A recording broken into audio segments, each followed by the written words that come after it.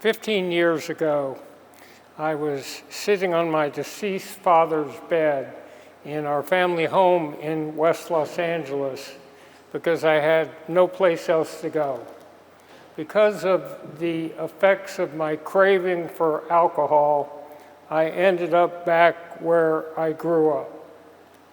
Have you ever asked yourself, how did I get here? What are the circumstances that led to that? I was filled with darkness, despondent, could only see no light at the end of the tunnel. Now, many of you know that life has struggles. We all run up against obstacles. We all run up against reverses.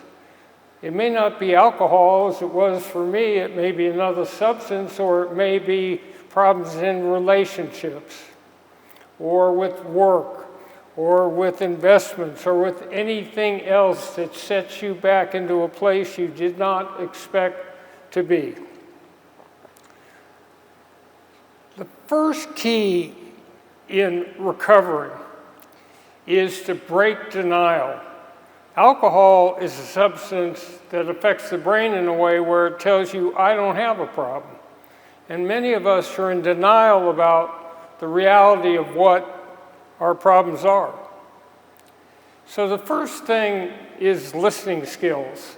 It's being able to draw another human being out and understand their deepest anxieties and fears and their greatest hopes and dreams, so that you can put yourself into their heart and mind and see the world the way they see it.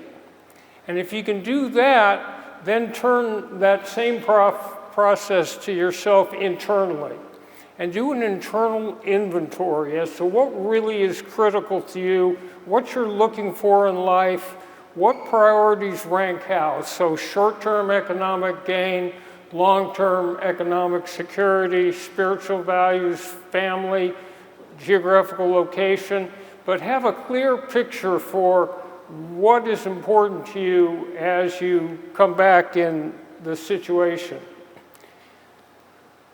I needed to have an epiphany. I had lost any sense of proportionality. And you need to have a breakthrough moment where you can somehow realize the reality of your situation. For me, it was an understanding that I wasn't a starving peasant in Darfur, Sudan.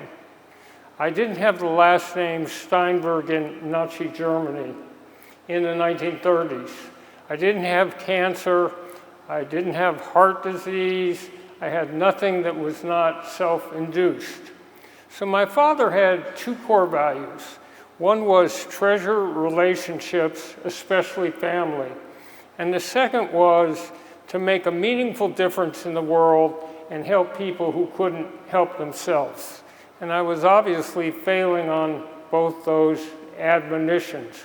He had a corollary, which was to say, when you're looking for someone to solve a problem in the world, and you're looking for the amorphous they or them to fix it, be it as small as picking up a piece of paper or as large as climate change, the tendency is to wait for the they or them, older people, political figures.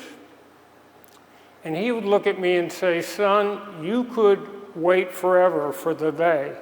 The they is you, son, you're the they. So one other critical part of getting yourself back into the game is the understanding of accountability. It's also very important to have optimism. You've got to be able to see the light at the end of the tunnel and believe that if somehow you're walking into a barn and it's filled with, we'll call it pony defecation, that there's a pony in there somewhere too.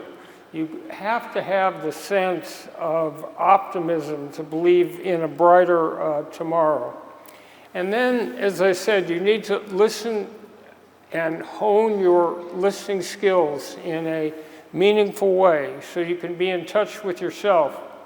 Now, the process of rebuilding when it comes to alcohol is to break denial, find a unique fellowship with a 12-step program, and work those 12 steps. But for any of us, we need to have a plan. For me, the plan was to find a sponsor and to work the steps and to have a home group. And for you, it will be whatever plan takes you to your number one priority. And as you start to do that, stay in the process of whatever your regenerative concept is. Stay in that process. Don't be thinking about the future. Don't be thinking about what the end result is. Just step by step by step. Plant the seeds for your future. Be kind to your future self, which will help you as you go through. We talked about an internal inventory. We talked about staying in process. And through this all, you'll grow. So that what I learned in recovery was that you can have any kind of family emergency, the death of people, you can have terrible illnesses, and you don't have to drink or use a substance because of that. So I had a routine that I did every single day. Whatever else was happening, I did that. And some of you may find that a routine helps you in trying to come back. I had to prepare myself for the fact that given I had spent some years away from my profession, there would be questions. And you'll have to prepare yourself for the fact that people would say, well, how can we be sure that Leigh will stay sober for the rest of his life? And of course, you can't tell someone that. How can we be sure that you still have contacts and know people within the world of sport? And again, you can reassure people there, but you have to be ready for all those questions that will come, and to understand that representing athletes is not a divine right. It's a privilege, and you're trying to meet the needs of those people. If you will do some of what I talked about, if you will be honest with yourself, if you'll have the ability to break denial, if you'll have the ability to